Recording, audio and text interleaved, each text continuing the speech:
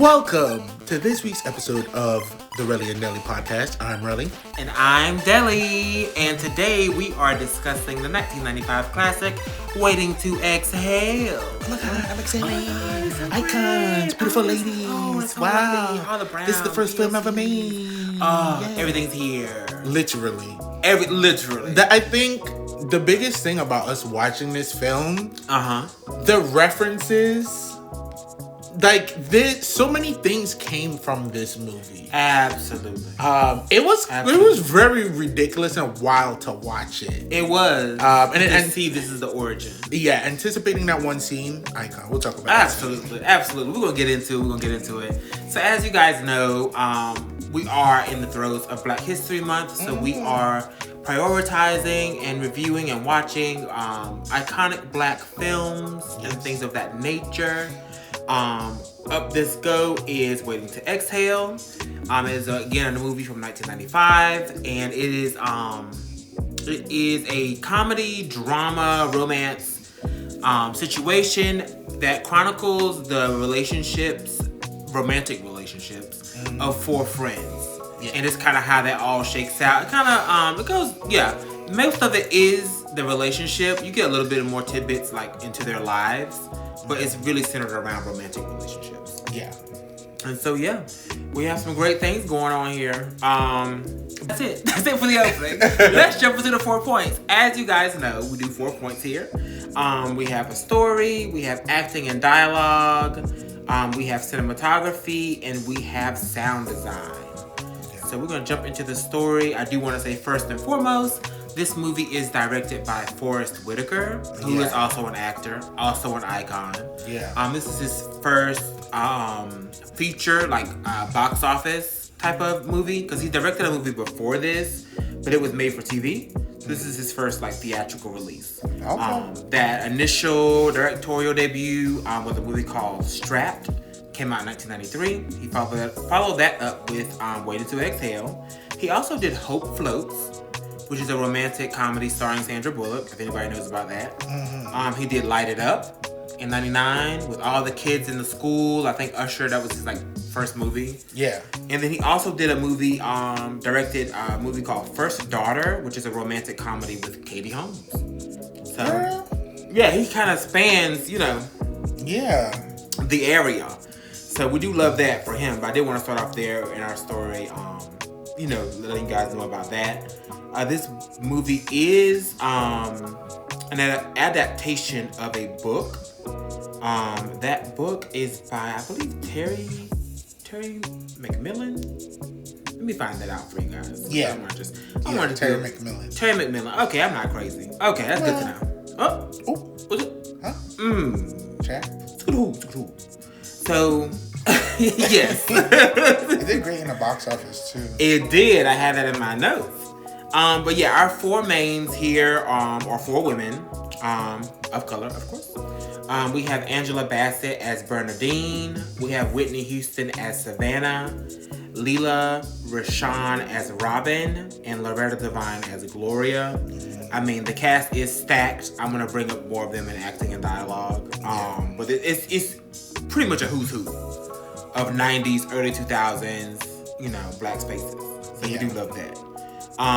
But as for the story, I ended up giving it an 8. Because I do feel like the story is pretty great. I do love the 4 different POVs and 4 different journeys you kind of going on. Yeah. And I love that all the women are pretty different. They're very recognizable as you're not. Yeah, they're very distinct. That's the word. Yeah. There are a couple of life lessons you learn. First and foremost, men ain't shit. And then number 2, a married man will never leave his wife for you. But then again. Oh, but who did? One of our mains early on. Get left by her husband. Right. I thought the same thing. And I was like, that's so true. But no. One of our mains. He leave your ass for a white girl. Mm-hmm. And it said, I got need. Anyway. And then the ultimate lesson, you don't need a man to be happy. You don't need to be in a relationship to be happy. Mm-hmm. So, I felt like the story was pretty good. I was very surprised by the language.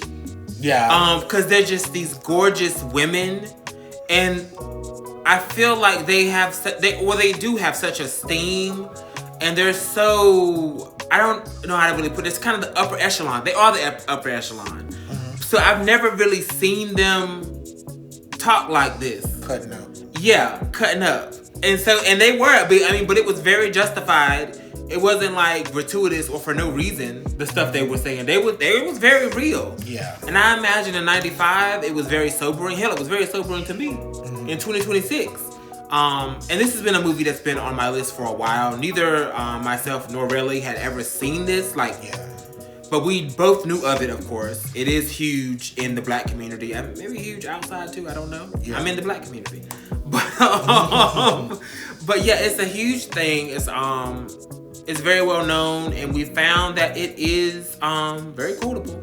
Absolutely. We'll get into that with acting and dialogue, I imagine. But my last little bit for the story, the reason I dinged it was because I do feel like the pacing could have been better. Mm-hmm. This is a 2-hour movie, so it is a little lengthier. Yeah. But honestly, I found myself wanting more.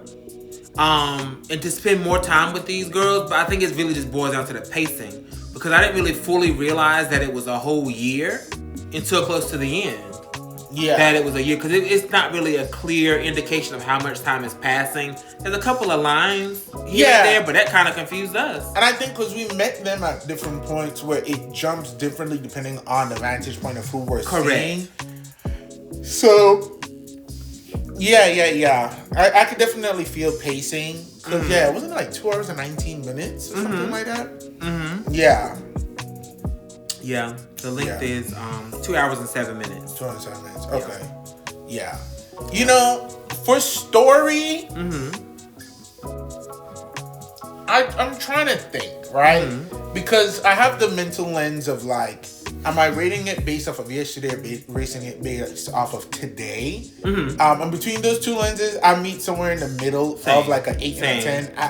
I could give it a 9. I definitely understand an 8 too. Yeah. Because there were things that were done well that helped the story, specifically based off of the cinematography choice and how they did it. Yeah. The opening where it's really 4 mini vignettes of seemingly, you really don't know that they know each other until everybody, goes through their stuff. We go through what we go through with Bernie, and then the ladies meet. Really 2 of them are at the salon talking. Yeah. So just some backstory, we got Savannah, who's up and leaving on the run, moving to Arizona, where the rest of them are. Yeah. But they seem to know her already. Yeah. So they're friends with her, but so she's moving to this area. You have Bernie, who is super busy handling the kids, does a lot of business stuff for her bastard of a husband. Yeah. Who ultimately chooses to leave her for the secretary, a white woman. And thinking about this in the time, and it's really crazy how a lot of this stuff is still very relevant. Right. Race relations, specifically in romantic partnerships, interracial relationships, the expectation of being black and being with somebody black, black men who leave black women for white women. This is stuff that's still going on today. Yeah. Very impactful. So we have that. We have Robin, who is the little firecracker one, who is I'm gonna get me a man. She's the one who's, I think, the most out there about wanting a man for the better life of the things that she wants specifically. Exactly. And running through her Rolodex of go find me the man. Mm-hmm. And then we have Loretta's character, Gloria, who is kind of the woman in denial. She has a grown son, and she's still dealing with her child's father.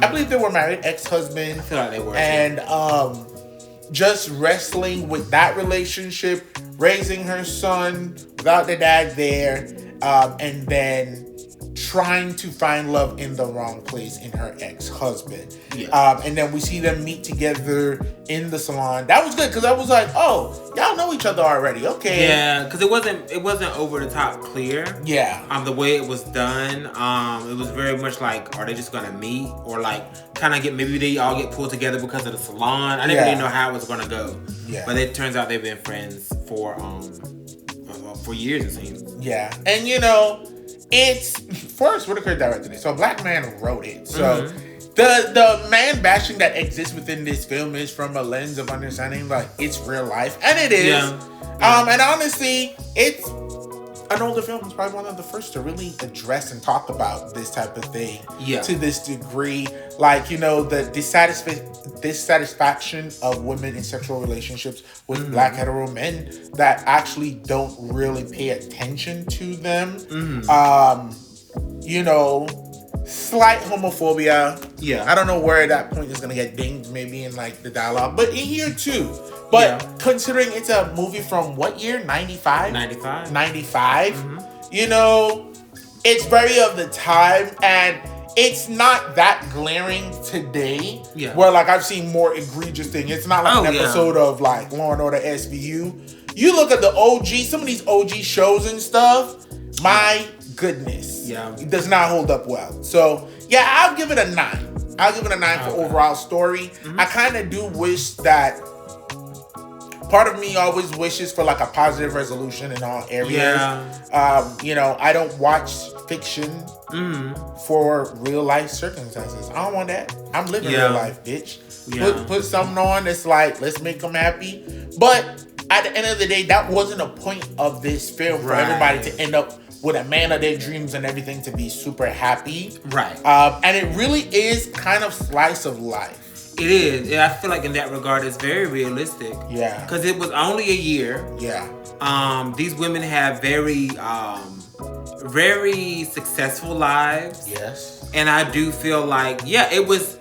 Yeah, that wasn't the point. And like you said, it wasn't the point. I do feel like the more so was the lessons. Correct. It wasn't necessarily to end up, all happily ever after. Or to end your journey. Yeah. It was more so, what lessons are you learning this year? And I do feel like, that was shown and done in a way that's like satisfying. Yeah, because the movie was cap-ended by New Year's celebration. Exactly. And we see how it starts with them. On one end, everybody's on their individual path, doing their things for the love of a man, or escaping a man, or in a pursuit of a particular man. Yeah. And then at the end, even though some of them aren't in a happy and healthy relationship, they still make the time to celebrate New Year's and the countdown with their sisters or girls, and what that means to them. And like this one girl I saw, she did this whole poem that's talking about like,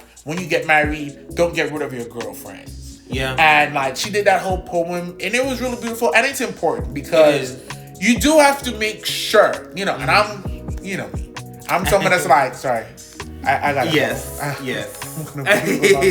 But you do have to make sure you nurture those friend relationships because they get you through.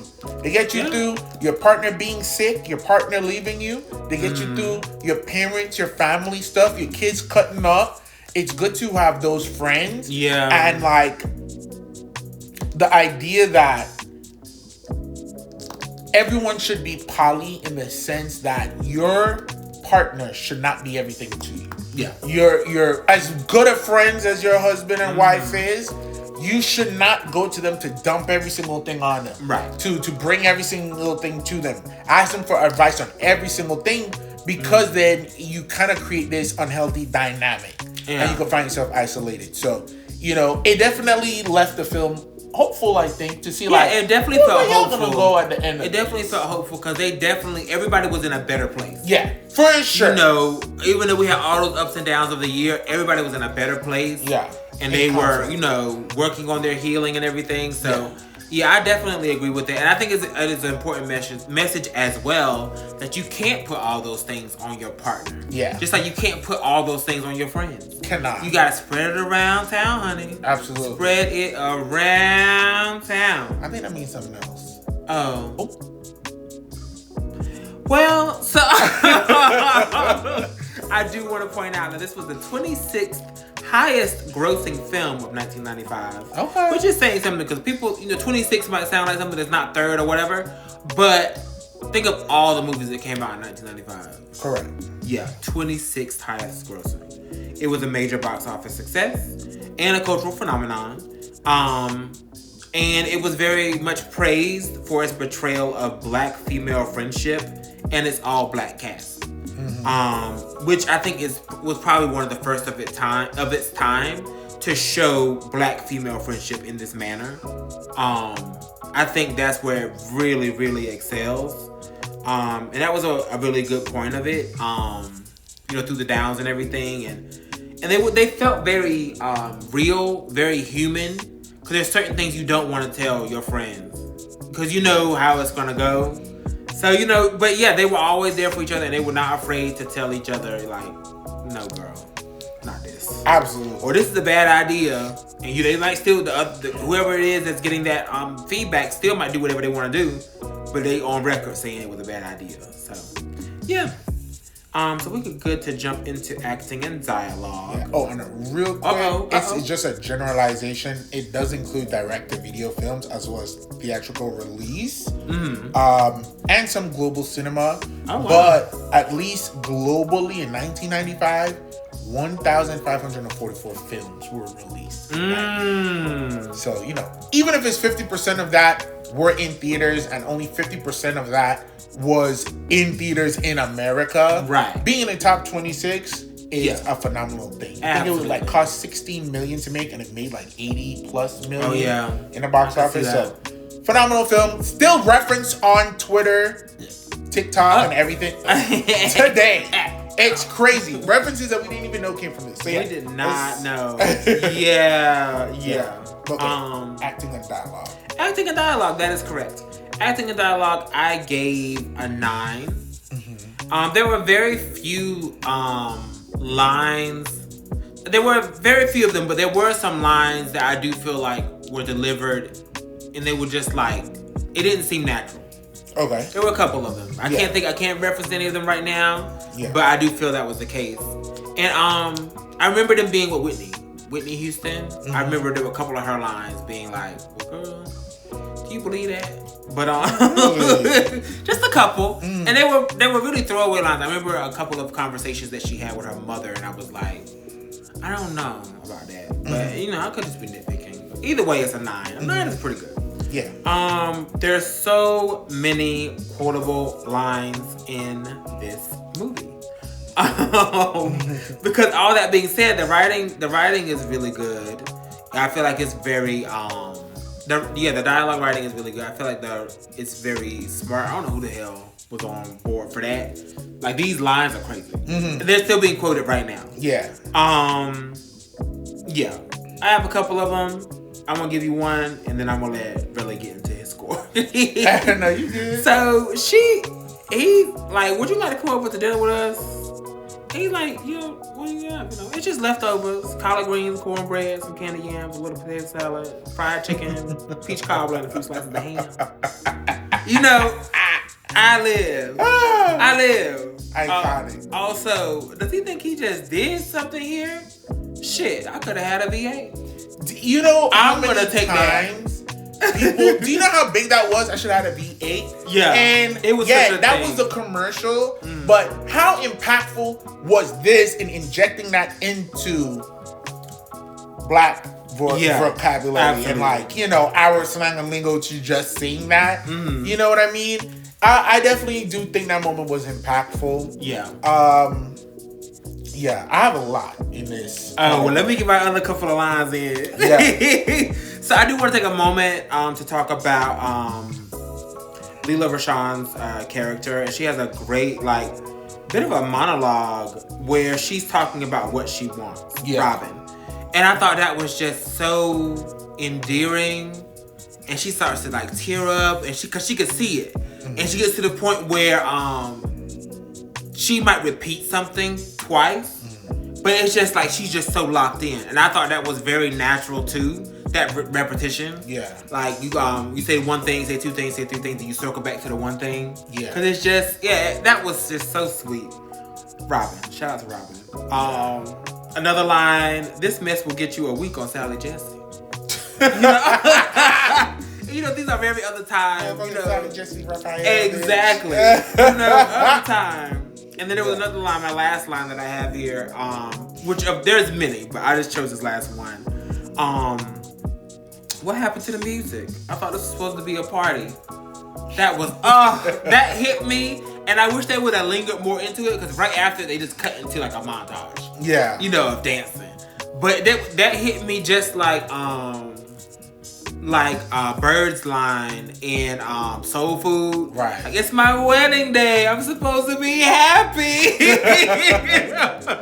So yeah, it's very much that. But they have some iconic lines. Everybody is on here. So yeah, I think it's great. Oh, and the cast is star-studded. That's what I put. Oh, go for it. Star-studded, iconic cast, right? And there are a lot of other people in there too. I'll let you jump back in and talk about them. But the movie starts off with the different vignettes where it's like a voiceover where everybody's talking about what their plan is, where they're at right now. Whitney's character Savannah is on the move. You got Bernie talking about her kids and all this stuff, and she said, "Girl, I would clone myself, but I don't got time for the surgery." Right. That was good. Robin's opening was super short. Yeah. And like, you could break all the women down into different archetypes. Right. And she for sure is like the lover girl, for lack of a more offensive term. Yeah, lover girl. She's a lover girl. Yeah. And then Gloria, she's the one who she was like struggling, like addressing her weight. And she was like, but this is the thing, right? You can look at it different ways, because in the beginning she's talking about like, I'm just gonna lose like 5 pounds. Okay, 10. Okay, 25. Okay, 30, 35 pounds. And it's like that could be seen in different ways. Yeah, I definitely saw both. Well, 2 ways. Let's see what you say. Her going up in a negative, there's a positive and a negative to it. The positive, you can see it like, I'm gonna lose 10 pounds. Nah, fuck it. I'm gonna lose 15. I'm gonna lose 35 pounds. I'm gonna get it done. I'm gonna lose 35 pounds. The negative is like her thinking she needs to lose just 5 pounds. And then it's just like, well, actually, I need to lose like 35 pounds. Yeah. You know what I mean? And then that, it could be flipped on the other side too. Yeah. But it definitely was something there. And like they're introducing a lot of what's going down with them or where they're at. Her chasing this damn man. It wasn't so clear that they weren't together at that point. Okay. Like, it was like, I don't know why he don't just come home. He want to be out there with the game and stuff. That is true. Well, mama, he don't live here. He don't live with you. Oh, see, I thought she was talking about Tariq there. Was she? I think she was talking about Tariq, her son. Oh. And he was out with the fellas. Yeah. Okay, because I thought she was talking about... We could just watch videos. Oh, okay. See, and then that's another thing, because then that's really good, because she doesn't have anybody else at home. And that does bring up to... everyone has different lines that I acknowledge, but when she was talking to her love interest about him, or was she talking to the girls when she was just like, he's been like the man of the house, the only companion I've had around. Yeah. And like, we've talked about it. I'm not going to throw around the heavy words, but it's too many women treat their sons like, he's not the man of the house, sister. He'll never be the man of the house. He's your son. Yeah. Girl. Like, that's something, that mentality, I hate, I abhor it, because too many single moms lean on their sons with that level of responsibility, but then also like just intimacy and expectation that like, no, unfortunately, so sad the situation that you're in, but that's not who he's supposed to be. Yeah. Especially not to you, baby girl. Yeah. So it's exhausting. And then one of the lines that gave it a ding for me, I think overall, I gave it like a 9 as well for this.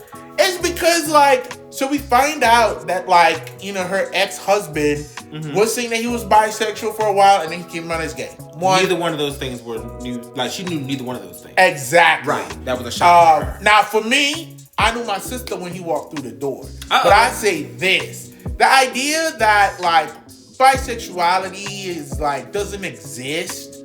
And not all people who say they're bisexual are pretending to be bisexual so they could be gay. Right. I will say though, it's a lot easier to just say you're gay than saying you're bisexual. Me saying I'm bisexual is super exhausting because people have more questions. So then why don't you just have a wife then if you can choose? Because it's not a choice. Right. And bisexuality doesn't just mean that it's like a 50-50.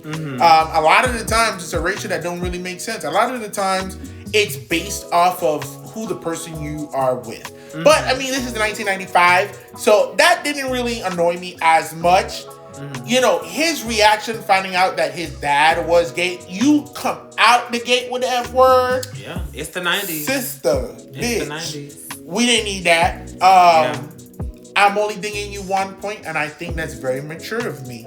I think it's very mature of you as well. I've been thinking about that scene, and I understand. I mean, I'm sure you do too. I understand what that scene was supposed to get across. Yeah. And I mean, it did a bit. I understand. But it is always something just to hear it. But I understand it is the 90s. And the idea that gay, FAG, queer, it's all the same thing. Right. It really ain't. It really ain't. And if you try it with she even people, said it. I do like that. That Loretta Glow was like, I don't like to use that word. Yeah. So there's room for conversation there, but him being 17, finding this out, his dad being a gay black man, that's tons in the community. We struggling with that now. Right. So and a lot of everybody calm down. Queen. But a lot of y'all daddies are gay. I said it. And you know what? If y'all would just let them be bisexual or be gay, y'all wouldn't be having babies with homosexuals who have to run away from you. Everybody just let people be who they are. And then the whole thing was he on the DL. He on the DL because you won't let him be out, sis. But here's this reading. Now, Savannah's lines were pretty great. She sat down at the table too. She was like a mixture of sorts because she was kind of boy crazy like Robin. Yeah. But from a different perspective. Point. Yeah. And she sat down and she's like, I'm single with no morals and I steal your man if I get She did say that. Sister. Okay, and then after that son of a gun, very handsome, came through with a man, she got up and ran out of there. She said, if I hurry, I can still catch Dick Clark. Oh, that was good. That was good. Amazing. And then, let's see. Oh, the breakup with Kenneth at that table, that then cut to the fight and the argument with her mom. Rather seamlessly. Yeah. Those are things that's I feel like they were very aggressive. I won't say that it felt unnatural, but it definitely was straight and to the point, and she had to shut her down. Her mom was very toxic. He's a good man, Savannah. He just in a bad way. That's iconic. That is the fact that this came from here, this makes it run on Twitter every year for the past 10 years. Yeah. We had no idea where it was from. Never Classic, iconic, love that moment. It's funny, but it's also absurd. It is absurd. It's absurd. It is absurd. Robin saying that should have had a V8. And she said she wanted a family, kids, a house in Scottsdale. She wanted to be married.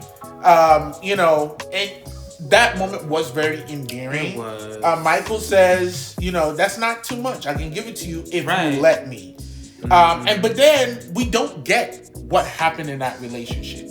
We just see the turmoil when they're in the office, and I was like, why beating her ass. Yeah, and it's stuff like little things like that where I'm like, I wish we could have had more time to kind of explore. Yeah. I would have loved the breakdown in seasons, and we get like a little bit of everybody in every season. I think that would have been nice. But you get the gist. You get the gist of it. The one point I take it is when you're watching this film, you're the fifth friend. And when you have these friends, unfortunately, you only get bits and pieces. And you be like, hey, girl, how you doing? Fuck Michael. What? No, hold on. Yeah. Because I thought... That's a good POV. Didn't I tell you? And you know how many times I've had conversations with friends over the years? It's like, oh, didn't I tell you? And I've had those conversations too. They were like, how's so-and-so? I said, who? They're like, ain't you, bitch? Didn't I tell you? Right. No, you did not. Yeah. No, you did not. I don't even know. And when they went to the club and it was in there, Bernie ass with a hell of a pixie was like, oh, did you see Michael? And then like, girl. And then last but certainly not least, Bernie had a lot of great scenes. The scene with the haircut, you know, and they're like, girl, you done cut my hair, I'm gonna chop this shit myself. Right. You know, that was a good scene. The pain and the anguish of the monologue at the New Year's, like prepping for the New Year's party. Yeah. And she's like, I just don't even want to go. I hate these events. And he was like, how would you feel if you didn't go? The glow on her face, the love she must have felt to feel like, this man is reading my mind. We are so in love. I don't want to go. I love this man. Yeah. And then it's because he's trying to leave you. On New Year's, he said, bitch, this fucking fire horse is coming through and I'm shedding this snake skin and you not making it into next year with me, ma'am. All of that. And it was so anguish. When she walked into that office and said, hi, do you mind if I speak to my husband? And then slapped the piss out of that woman. She did. She is crazy. Little, microaggressions the firefighters had when they came in. She did first when she was tearing up that closet. Yeah. That monologue, iconic. Yeah, when I go down there to the TP studios to get my first acting gig, and I come in there with some lighter fluid and an old car that I done rented from like one of the little pay-to-go car places. And I set that shit on fire in the parking lot. He hired me. It's going to be for that monologue. But then the firefighters were like, this is a good area, Negro. He damn near Essentially. It was just like little things. It's a really things. good area. Thank God your neighbors care. You can only burn trash. She said it was trash. You're like, well, next time. She said, it's not going to happen again. Slam the door. Right. And I live for that. Because get out of my face, sir. Out of my face. But yeah. So I give it a 9. It was too many good things. Yeah. There were some things, y'all, don't do that again. But other than that, yeah. But yeah, I do say that the cast was star-studded. There's a few people here I want to mention. But we have a lot of people here. We have Dennis Haybert, who is the State Farm man for y'all who don't know. We have a lot of people, Gregory Hines, Wendell Pierce, Donald Faison, Michael Beach, Mike Kelty Williamson, who plays Troy, Brandon Hammond, Leon Robinson. I never knew his last name. I always know him just as Leon. We even got down to Kenya Moore. You know. Right, Kenyatta. Oh, and by the way, on dialogue, Troy, the second I saw that detailed press leather vest with nothing on it on them bloodshot eyes, I knew he was gonna call her a raggedy bitch. Yeah. And I had no idea that came from this movie. Honestly, this is a must watch. It's an absolute must watch. Don't you throw that up here. And he's still dead. And she threw that shit. Sure shot. He's out. Iconic. It really is iconic. And I also thought it was interesting that this takes place in Arizona. I'm not really sure what the black population is there. Not that much. I just found it interesting of all locations. I'm probably gonna look into the book. I think that was the whole point because she even talked about him sending the kids to the school and making sure they were the only black kids in the school. Yeah. I think that was the point. She was like, yeah. There's only other. Sure. But yeah. Anything else for this category? Category is cinematography. Dance. So cinematography. I gave cinematography a 9. A couple of highlights for me was the scene with the torching of the clothes, the monologue, the grabbing the clothes from Bernie, Angela Bassett. I also thought it was a great shot and scene with Whitney Houston, Savannah, coming into the Hermosa on that first part of the new year. Yeah. Into the restaurant. It's just so good. The music playing, her sultry little walk and whatnot. It was lovely.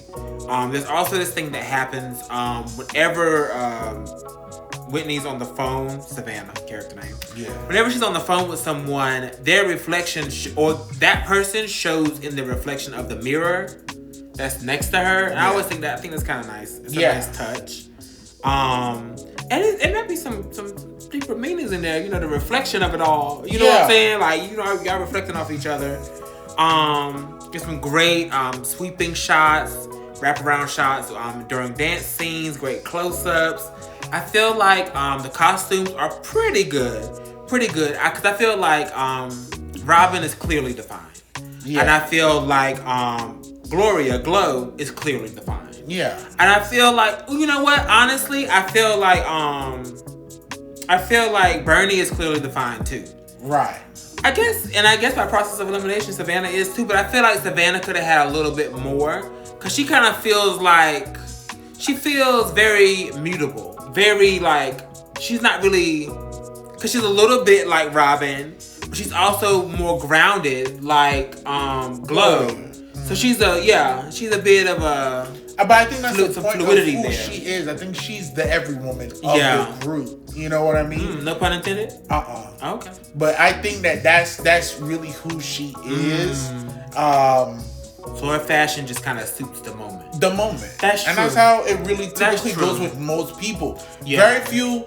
Gloria is like what I believe was like the oldest of them. Yeah. I had the oldest kids, and she was like, this is who I am, locked in, sit in. She's very much set in who she is. Yeah. I think that Robin was very much exploratory and still trying to define who she is. Yeah. But along a similar vein. Then you have Bernie, who was pretty defined, but you got to see a change in who she was from being in sorrow, working it through and being more played down, finding the fire again, getting her hair cut, suing her husband, and seeing that evolution. And then all around, you know, Savannah is just existing and thriving in different spaces and being who she is, depending on the circumstances and who's around her. So yeah, that is true. Yeah. I do want to point out too. I thought something that I thought was interesting. I think my thought just came back from where it would have been now. I do like that they're all successful women. Yeah. Even Robin. Yeah. Too, she's an executive, but because you know, in most other locations, most other cinema, she would be literally just sleeping with people for whatever. Exactly. You know, sleeping with people because she's so boy obsessed, guy obsessed, that she would be like sleeping her way up or like just with a man so what he can provide her. But she is an executive in her own right. Right. And she actually ended up firing old boy. Yeah. And this is the thing. She's very reminiscent. Well, someone who's reminiscent of her to me is Tony Childs. Tony Childs is about a man and finding a millionaire and getting it. But at the end of the day, before I do that, I still have to be here and live this life and this experience. And it's going to be the best fucking one I could have. Yeah. And I think that's who Robin was very much as well. So like, I'm going to get my job done. I'm going to do my thing. My goal is to get out of this. I want to be free. But until then, I still got to live on the top floor and be up here. That's true. So yeah. For cinematography, I give it a 10. Okay.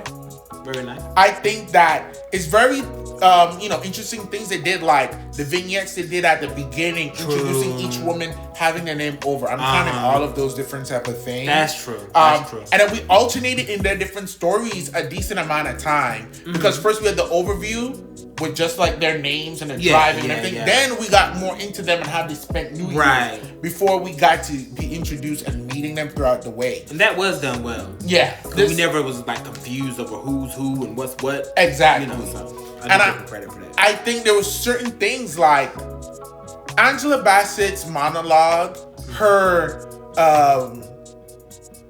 breakup with her husband, the burning of the car. And maybe it's nothing, but all I can say is when she put all that stuff in that car and she's backing out the driveway, and behind her you see this colorful, vibrant African mask that's in the back seat that she's about to torch and burn of a man whose blackness she's questioning. She talked about like, you're leaving me for this white woman. He was like, would it hurt less if she was? Would it have mattered if she was black? She said, would it have mattered if you were black? And here she goes burning all of his things, and maybe the symbolism of him being black. You know, black men don't cheat, but also what this could mean in that relation. I don't know, but it's just something that I saw and I stood out to it.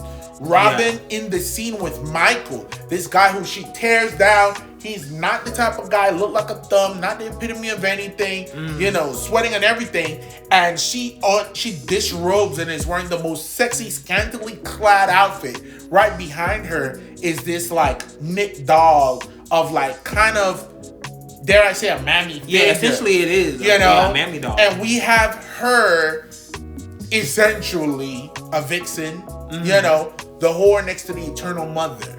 Standing side by side as she wrestles with compromising herself and her personal happiness and sexual gratification to be with a man who could provide for her. Exactly. And what that's going to look like. You know what I mean? Yeah.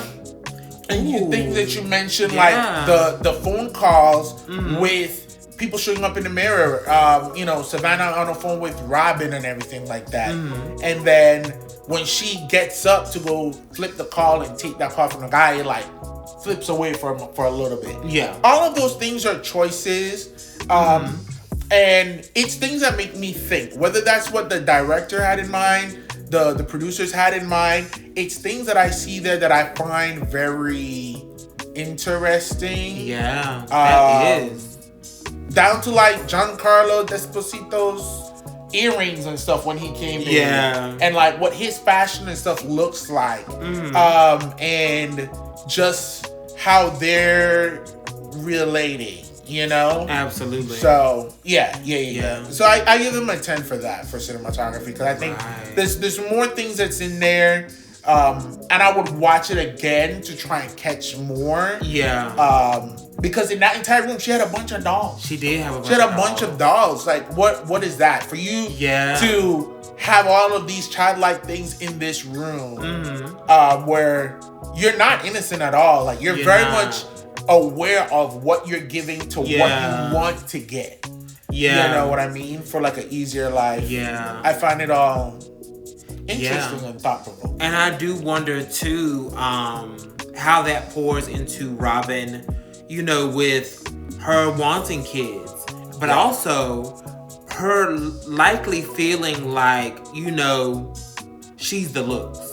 Right. She is a doll. Exactly. And that's the way she's like kind of dressed a lot too. Yeah. Yellow, body showing. Red, she does black lace. That negligee. Listen, it was ridiculous. Girl, in the best you way. basically had a piece of tape over your fucking noochie. Listen, and so that part too. And I do think of the group, she is considered to be like the youngest. Like as far as characters, Robin is the youngest for sure. Like to the point where they were listening to that song, and she was like, "Who is this?" And they were like, "Yeah, it's so and so." Yeah. And in that same vein, I mean, I kind of feel like all the stuff you mentioned, it is hard to tell if it's intentional or if it's a happy accident. Yeah. But because there's so much of it, right alongside when Bernie is having that interaction with her husband, and you hear the emergency broadcast testing. Yes. Over the TV. All of that. Yeah. Yes. That's why. Here ends the emergency. Yeah. And then you hear the ringing the whole time. That's genius. Yes. And that's what we'll go towards sound design, which I guess we could jump into. Absolutely.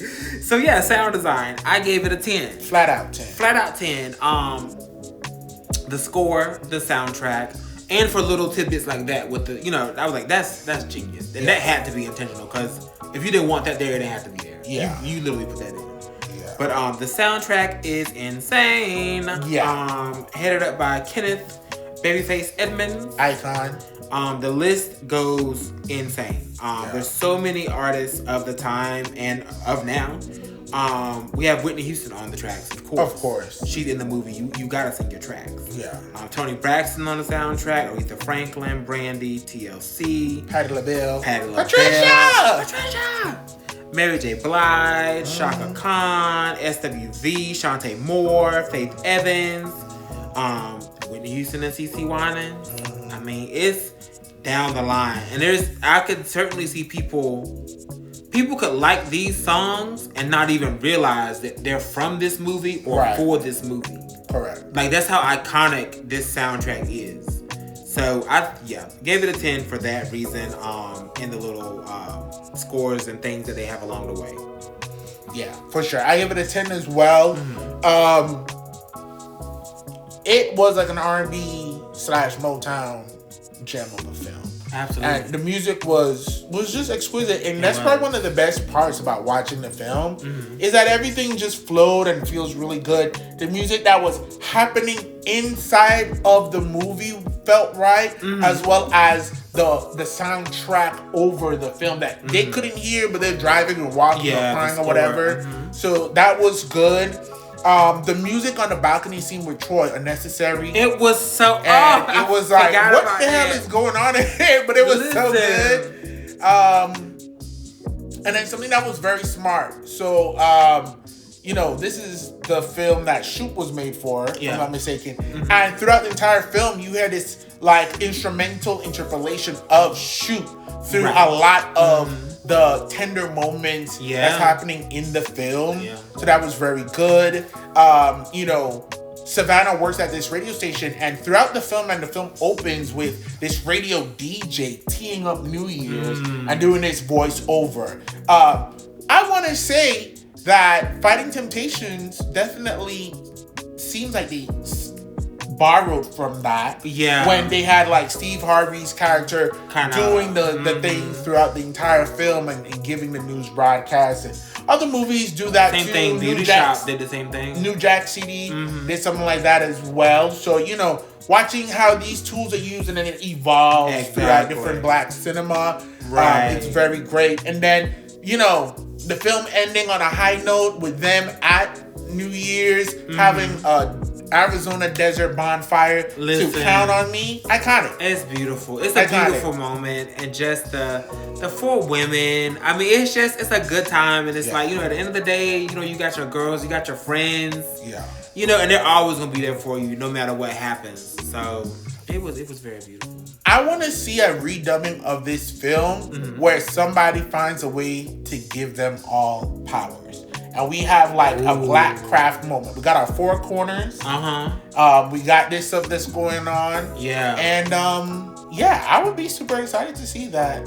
I would too. That would be amazing. Now I did hear through the interwebs that there is a talk of a show interpretation of this. I can see which that. I think would be good because it would give me the more time that I want. Yeah. And it would be, you could really go a while with this. It doesn't have to just be 1 year. You can really go. Yeah. You can start with this as the base material or season 1. Or hell, you could just start off season 1 with after this. Yeah.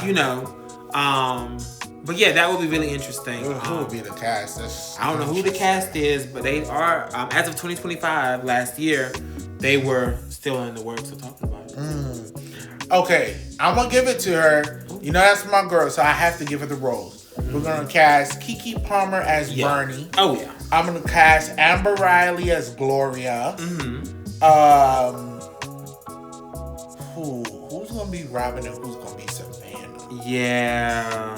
That's gonna be Robin and Savannah. Let's see if we can find something for y'all real quick. Oh shit. Ooh. It's getting real because as you guys know, we got an ear to the ground and a key into Hollywood, especially Black Hollywood in Atlanta. You'll see some of our movies coming out later this year. When we cast this is gonna be casted well. Yeah.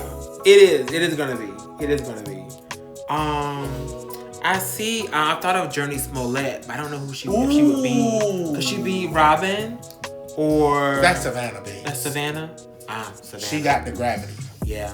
Gravitas. Savannah. Who else? We need a Robin. Oh. Who? Her, please. Who's our girl from Chilling Sabrina? I thought of her Who's too. also in You? I thought of her too. Yeah. Cause this is the thing.